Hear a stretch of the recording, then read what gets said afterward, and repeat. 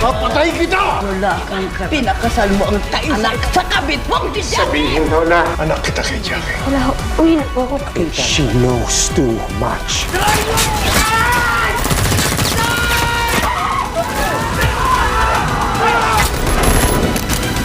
Dugong lumisan.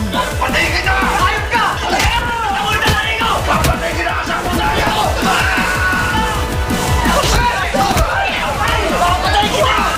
Ay, panagal!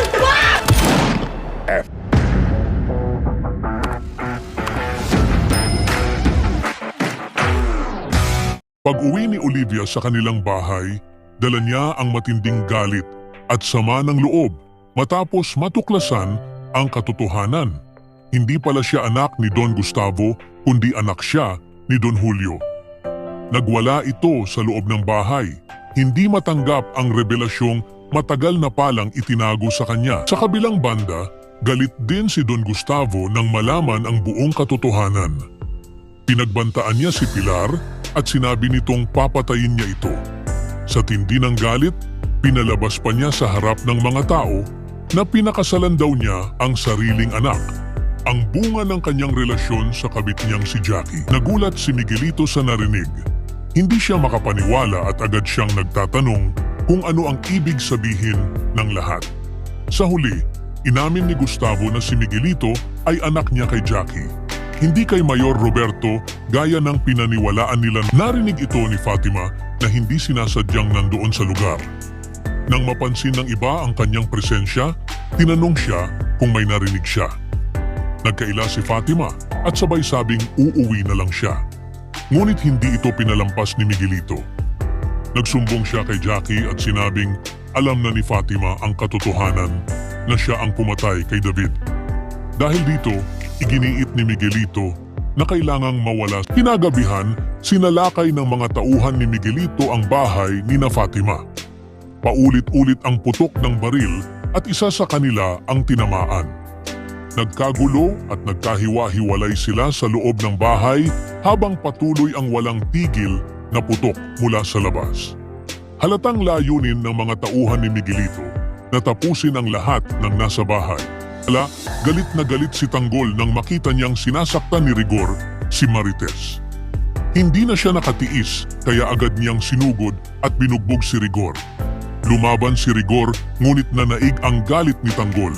Dumating si Santino at agad tinulungan si Rigor. Dalawa silang nagtangkang bumawi kay Tanggol. Ngunit hindi nagpatinag si Tanggol at nakakuha pa rin ng hinawakan ng mga tauhan ni Tanggol si Rigor habang patuloy itong binubugbog. Wala nang nagawa si Rigor kundi tanggapin ang galit ni Tanggol. Hindi na ito makapalag habang paulit-ulit siyang sa tindi ng emosyon, nakakuha ng baril si Tanggol at tinutukan si Rigor. Galit na galit siyang handang pumatay, ngunit bigla namang dumating si Santino at tinangkang pigilan siya. Nag-agawan sila ng baril at sa gitna ng tensyon, pumutok ito. Laking gulat ng lahat ng si Marites ang tinamaan. Humarang ito para pigilan si Tanggol at mailigtas si Rick sa kasagsagan ng matinding tunggalian sa pagitan ng mga Montenegro at Guerrero. Unti-unting lumalalim ang sugat sa bawat kampo. Ang pagkamatay ni David ay naging isang trahedyang yumanig sa magkabilang panig.